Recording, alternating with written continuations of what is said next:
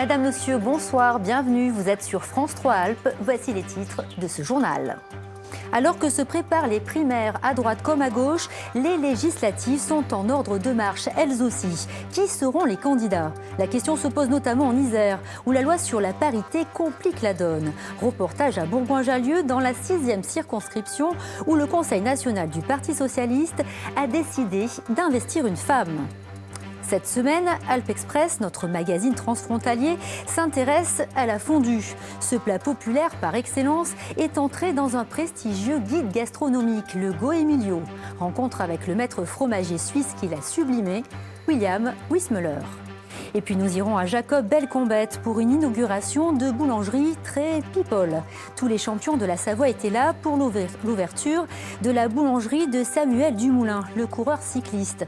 Une aventure dans laquelle il s'est lancé avec son frère. Mais avant cela, le match a débuté il y a pile une demi-heure. Grenoble rencontre Bayonne au Stade des Alpes. Une 8e journée de top 14 plus que décisive car les deux équipes sont relégables. Pour les Grenoblois, c'est donc le match de la dernière chance et les supporters y croient dur comme fer. Une ambiance de folie tout à l'heure à l'entrée du stade. Regardez. Il y a besoin de Superman là pour sauver le FCG? Besoin non, mais on est toujours là pour soutenir le FCG, donc on sera toujours là quoi qu'il arrive. C'est dans la difficulté qu'on revoit les supporters. Là, vous voyez toutes ces personnes présentes, elles ne sont pas là que pour voir le Racing 92 avec Dan Carter. Elles sont là présentes dans les moments durs comme dans les moments difficiles. Pourquoi vous venez ici bien avant le match? Pour voir les joueurs, pour les supporter, pour les encourager, pour qu'ils gagnent tout le reste des matchs. Voilà. Alors aujourd'hui on est là pour supporter l'équipe du FCG parce qu'ils vont prendre le taureau par les cornes ce soir, donc les taureaux sont là. Allez Grenoble! Est-ce que vous pensez qu'ils méritent un tel accueil avec le début de saison? Oui, tout à fait. C'est des joueurs qui ont vraiment du baume au cœur, du courage, etc. Ils ont joué comme ils ont joué et puis bon, on a eu de la malchance, on a eu beaucoup de blessés, puis bon voilà. Mais on y croit et on croit que ça va remonter. Autre résultat du football. Aujourd'hui, Annecy rencontrait Grenoble à domicile au Parc des Sports pour le 5e tour de la Coupe de France. Le score à la mi-temps, 1-1. À présent, comment gérer une situation de crise en cas d'inondation ou d'incendie? Les risques naturels, c'était le thème du congrès des maires de l'Isère aujourd'hui au Touvet. Comment anticiper et intervenir en lien avec tous les services? Comment aussi élaborer un plan communal de sauvegarde? Au total, 526 élus ont participé à ce congrès. Politique toujours, alors que les primaires s'organisent à droite comme à gauche sur le plan national, en Isère, le PS est en ordre de marche pour les législatives de 2017. Et déjà, une question fait débat, la parité. Reportage à Bourgoin-Jallieu, où le candidat devrait être une femme, mais qui, ce n'est pas décidé. Aurélie Massé, Maxime Kemener. 6 mois qu'il avait annoncé la couleur. Leader de l'opposition à Bourgoin-Jallieu, le socialiste André Borne briguait l'investiture pour les prochaines législatives. Mais dimanche à Paris, le Conseil national du PS en a décidé autrement. En vertu de la parité, sa circonscription, la 6e, sera réservée à une femme. Je suis bien placé pour savoir s'il y avait des femmes socialistes sur le secteur émergente ou ayant cette ambition, on la connaîtrait. Donc voilà. Donc la seule chose que je pourrais accepter, c'est s'il y avait un parachutage d'une pointure nationale, femmes, qui viennent sur la 6e. Donc je l'ai déjà dit, si Ségolène Royal voulait prendre cette circonscription, bah oui, tous les militants seraient derrière. Mais je ne crois pas que ça soit le projet. Dans une circonscription détenue depuis 30 ans par la droite, André Borne déplore que son parti n'ait pas fait le choix d'investir le candidat de terrain qu'il incarne depuis des années. Mais la fédération iséroise du PS a été claire. Dans ce département, 5 circonscriptions sont réservées à des femmes. La 4e, la 6e, la 7e et la 10e. Reste à en trouver une dernière. C'est obligatoire, c'est une loi. Nous, on l'a appliquée le plus souvent possible. Le Parti socialiste est à l'origine aussi de la réforme du conseil départemental qui a rendu la parité maintenant dans l'hémicycle départemental. Au niveau de l'Assemblée nationale, le groupe PS représente quand même 35% de femmes à l'intérieur, ce qui est la plus grosse représentation de femmes de tous les partis de l'Assemblée. Donc on ne part pas de zéro, mais pour arriver à 50, il faut encore monter le nombre de femmes élues. On connaîtra le nom des candidats PS pour chaque circonscription le 8 décembre.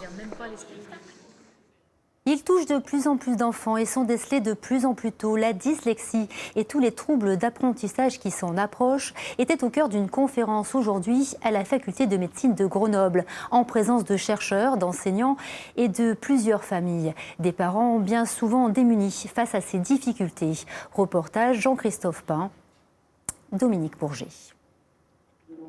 Du mal à lire, à écrire, à s'exprimer, à se concentrer. Ce sont les troubles 10. À l'école, c'est le parcours du combattant pour des enfants intelligents mais dont le cerveau fonctionne un peu différemment. Les efforts de l'éducation nationale ne suffisent pas, affirment certains parents. Non, ce n'est pas juste un problème de moyens, c'est un problème de volonté. Être juste, est-ce donner la même chose à tout le monde ou est-ce essayer de faire progresser tout le monde? C'est ça l'enjeu du collège et du lycée aujourd'hui. Ce n'est pas de donner le même cours à tout le monde, c'est essayer de les faire tous progresser.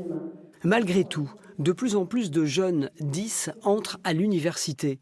L'IUT1 de Grenoble en accompagne plus d'une centaine cette année. Beaucoup sortent du bac pro. Le tiers-temps, c'est le minimum en général qui est pour un 10 dyslexique de base, on va dire. Et puis vous avez ensuite tout un tas de possibilités comme l'utilisation de l'ordinateur personnel, des logiciels adéquats et spécifiques, des preneurs de notes, des secrétaires scripteurs aux examens, de l'étalement de cursus. Enfin, il y a toute une panoplie de solutions qui nous sont préconisées par les médecins et qu'on peut mettre en œuvre et qui sont financées par le service accueil handicap de l'université. Aujourd'hui, les parents doivent savoir que la rééducation est possible. Plus elle est précoce, plus elle est efficace. On observe des modifications du fonctionnement cérébral et les régions qui étaient sous-activées, qui étaient moins activées que chez les autres enfants non 10, on va dire, ces régions-là se réactivent suite à la prise en charge rééducative. Donc vraiment, il y a énormément de données aujourd'hui qui montrent qu'on peut avoir une action extrêmement efficace avec des résultats non seulement sur le plan de la performance de l'enfant, mais également avec des modifications au niveau neurobiologique. En Isère, l'association AP10, qui organisait cette rencontre, rassemble actuellement 200 familles. Direction Romans-sur-Isère à présent. Hier soir, les habitants ont appris avec émotion que l'usine Charles Jourdan, l'âme industrielle de leur ville, était sauvée. Les élus de la communauté d'agglomération ont confié les clés de l'entreprise à la société dromoise 1083. La marque à succès va y installer un atelier de fabrication de jeans. Reportage Grande Région, Sylvie Adam, Stéphanie Yvon. Il n'a pas manqué une seule voix d'élus du conseil communautaire. Face au projet d'une résidence senior, celui du jeune chef d'entreprise l'a emporté haut la main. Donc à l'unanimité, 1083 est choisi comme acquéreur du maintenant, puis il recommence. Thomas Huriez est cofondateur avec son frère de 1083, né du financement participatif. La société conçoit et fabrique des jeans et baskets 100% made in France, à Marseille, Guingamp et Romans. Un succès. Le chiffre d'affaires a été multiplié par 10 depuis sa création en 2013. Alors depuis quelques mois, le champion de la mode éthique se projette avec confiance dans l'avenir.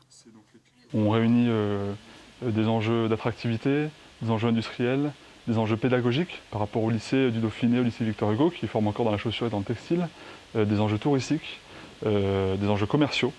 Et il n'y en a pas tant que ça des projets qui prennent leur part des enjeux du territoire. Réinvestir le site de l'usine Jourdan, patrimoine emblématique de la ville, sans détruire le bâtiment. Production, logistique, bureaux, magasins, restaurants, 30 emplois à la clé. 8000 mètres carrés pour un projet audacieux, propice au tourisme industriel. Pour attirer les visiteurs, notamment les clients de Marc Avenue, la start-up mise sur cette machine laser, acquise pour 80 000 € cet été. C'est très important pour nous d'ouvrir les portes de l'atelier, de montrer aux consommateurs que c'est réellement fait en France, et aussi de valoriser les gens qui font ces métiers-là. Hier soir, l'émotion était palpable dans le public. Parmi les nombreux soutiens à 1083, la petite fille du fondateur de l'usine Jourdan. Moi, j'en ai pleuré, je suis vraiment émue, vraiment profondément. Et c'est enfin une nouvelle vie pour le tellement Jourdan, pour Jourdan. Et c'est enfin de la vie qui rentre là-bas. C'est pas la mort qui va rentrer. Donc ça, c'est extraordinaire. Conscients de l'intérêt stratégique du projet pour l'agglomération, les élus se prennent désormais à rêver de Romans, future capitale du Made in France. De la musique, des vaches, des danses folkloriques et des oies. Le retour des alpages a lieu tous les ans dans les rues d'Annecy. Un grand moment de fête et un joyeux bazar. Clou de la journée, le célèbre défilé des attelages, des calèches et des bêtes, qui quittent l'estive au premier jour d'automne. Des troupeaux venus de la région, mais aussi d'Italie ou de Suisse. On y croise même des moutons qui entrent dans des librairies. Une envie de lire, ça c'est sûr. Vous allez le voir dans quelques secondes. Cette année, c'est donc la 43e édition de cette fête de l'alpage. Toute la journée, les rues du Vieil Annecy étaient donc réservées aux stands. Reportage Françoise Gay, Joël Serroni. Qu'est-ce que vous faites? Alors moi, je suis en train de faire cuire mes rissoles. Les rissoles de Savoie. Là, on cuit des framboises. Ce qui m'intrigue, c'est que vous avez mis un chapeau pour faire vos rissoles. Pourquoi? Parce que j'ai plus de cheveux sur la tête et que ce matin il faisait froid. Surprise, je pensais que dans une fête présentant d'anciens métiers, le couvre-chef avait un rapport avec l'activité. Mais peut-être n'avais-je pas rencontré la bonne personne. Je suis très intriguée par votre béret. Qu'est-ce que c'est? C'est les bérets de Savoie. Un béret de Savoie sur la tête d'un boulanger, c'est courant, ça? Non, il a une casquette blanche en principe. Mais nous, pour nous repérer, on a mis du rouge, quoi. Bon, et ce menuisier qui découpe les traditionnels petits cœurs savoyards, porterait-il sur sa tête la marque du métier? C'est une casquette typique du menuisier? Non, c'est selon les régions, c'est n'importe qui en a, ça n'a rien à voir avec le métier. Encore chou blanc, lui avec sa casquette écossaise, inutile de lui demander, lui non plus, se spécialise du cochon farci, également hors jeu. Là, c'est un chapeau de retraité. Alors peut-être cette dame avec son chapeau de feutre blanc. C'est un chapeau typiquement savoyard? Bah, j'en sais rien, je sais pas. Oui, bon.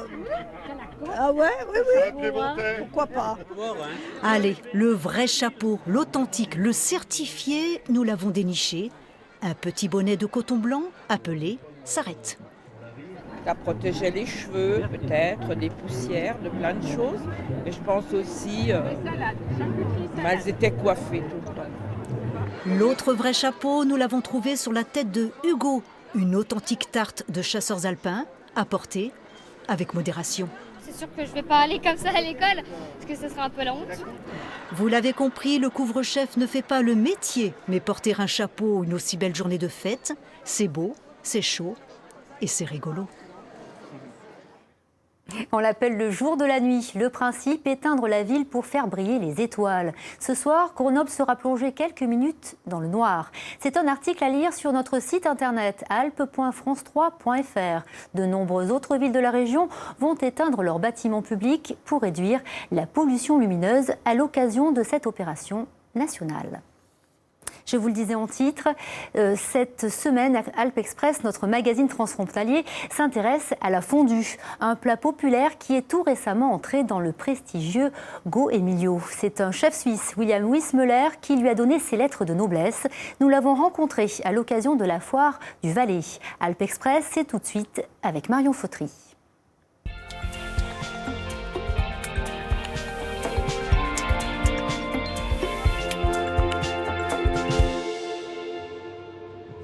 Bonjour à tous et bienvenue à Martigny pour la foire du Valais. Si je vous dis Suisse, vous me répondez les banques, le chocolat et la fondue bien sûr. Eh bien dans ce domaine, il y a un maître fromager qui les surpasse tous, c'est William Wissmuller. Il vient d'être distingué par le guide gastronomique Go Emilio. Alpes Express vous emmène à sa rencontre. Le week-end, on en fait 500 par jour. De vrai food fondu, c'est suisse. Ici, forcément, tout le monde connaît cette institution de la cuisine helvète. Alors William Wissmuller a mis les petits caclons dans les grands pour surprendre les papilles des visiteurs. Dès qu'on est arrivé là, je me dis que on voulait pas repartir sans avoir mangé une bonne fondue. Celle-ci, franchement, j'en ai jamais mangé une autant bonne, ouais.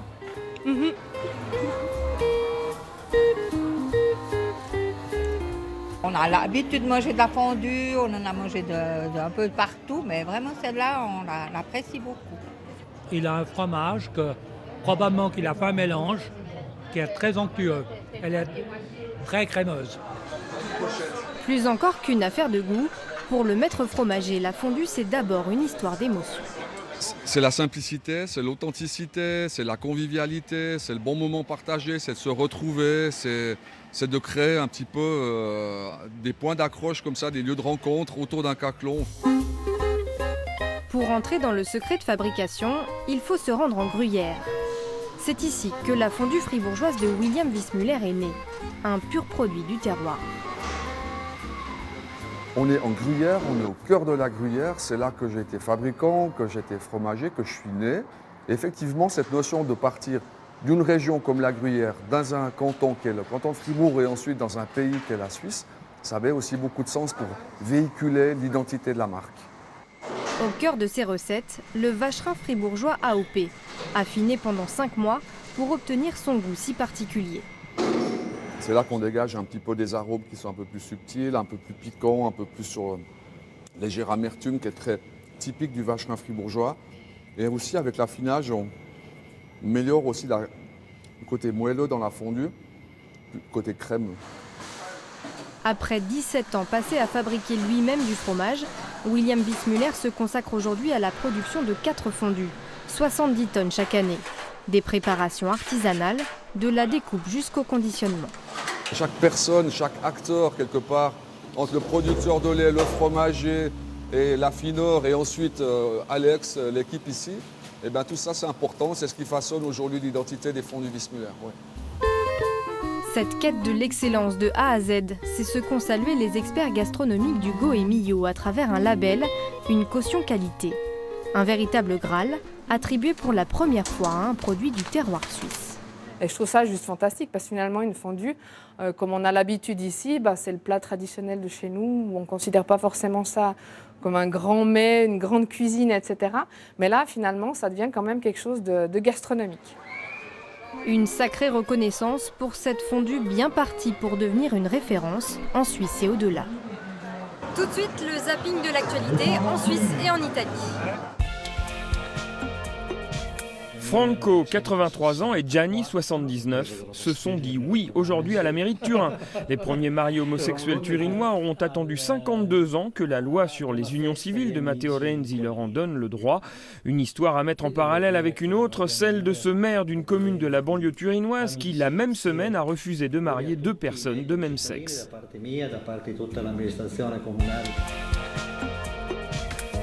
Week-end au pas de charge pour gens pressés. Les coursiers suisses organisaient leur championnat dimanche dernier. Une centaine de participants venus de toute la Confédération et un objectif, redorer le blason de leur profession auprès du grand public. En cause, non pas leur faculté à aller vite dans le trafic, mais plutôt leur tendance à s'affranchir des règles du code de la route. Et en Suisse, on ne badine pas avec ça. Le tunnel avant turinois dans le vent. Après 4 ans de vol dans un tunnel construit sur le parking du plus grand supermarché de la ville, la Fly Experience à 80 € par parachutiste est en chute libre. Un écriteau sur une porte fermée et 12 salariés invisibles. Il ne reste aux nombreux candidats s'étant déjà acquittés de leur réservation que leurs yeux pour regarder le ciel, mais surtout pleurer.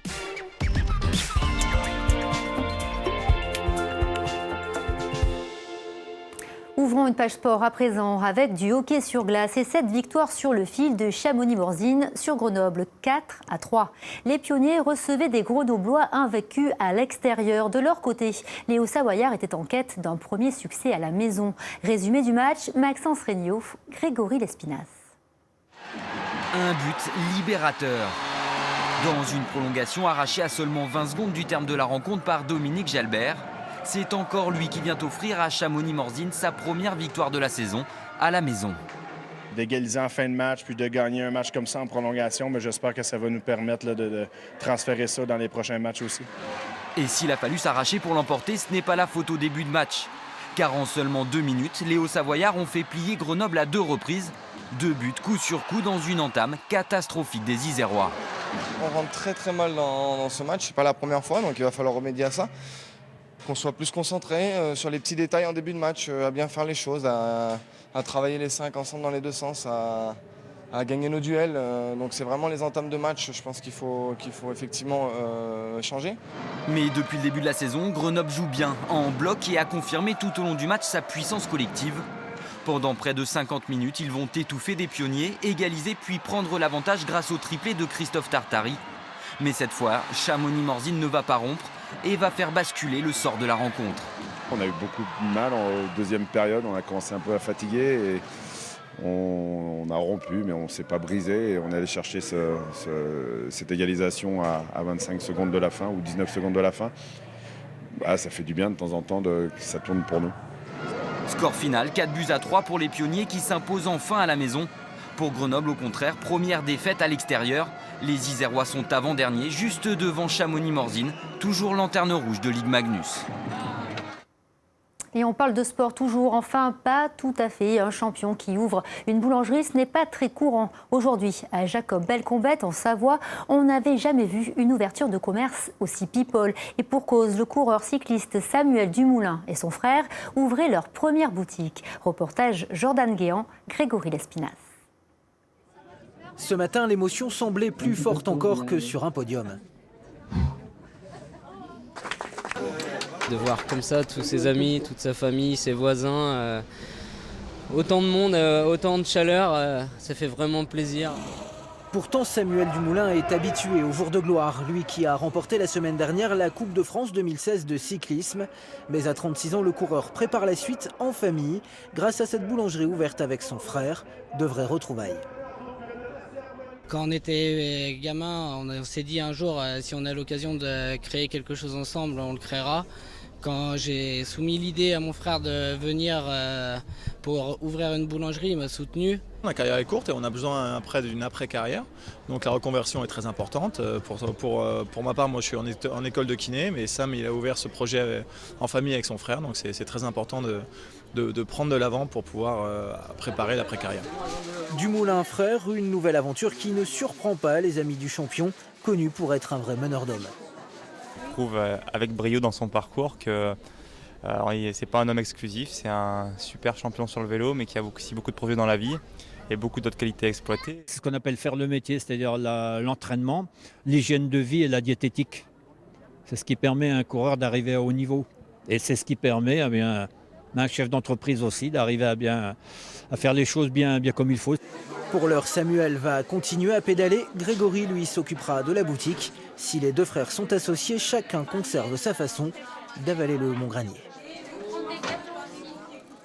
Avant de se quitter, un mot pour vous signaler ce rendez-vous sur notre antenne. Demain matin, Dimanche en politique sera en direct du sommet de l'élevage à Clermont-Ferrand. Émission spéciale à 10h50 sur France 3 Alpes. Et moi, je vous dis bonne soirée. On se retrouve demain pour le journal de midi.